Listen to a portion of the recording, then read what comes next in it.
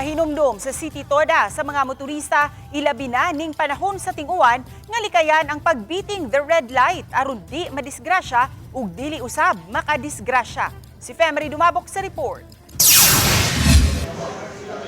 Subay kini sa nahulikam nga insidente sa Talisay City Command Center nga nahitabo nitong Mayo 25 nga uwanon kaayo. Pareho na nga lamba ang mga sakay sa motorsiklo nga nadasmagan sa mga nagbit the red light. Unang nahitabo sa may Cebu South Coastal Road habig sa barangay San Isidro paingon sa South area. Makita nga stop signal na ang traffic light, maong hinihunong ang nakamotorsiklo.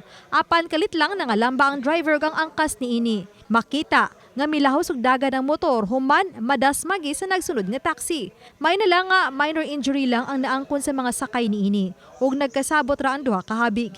Pipila ka minuto milabay natumbaw sab kining motorista sa Cebu South Coastal Road.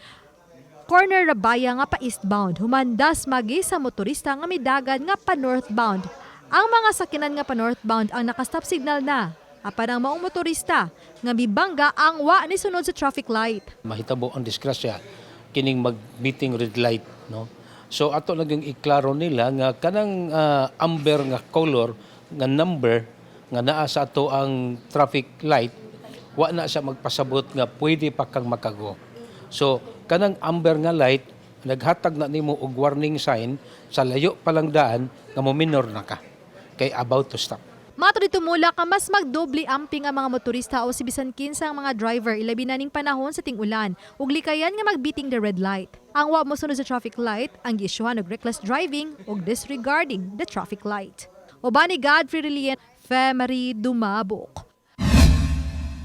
Balitang Bisdak.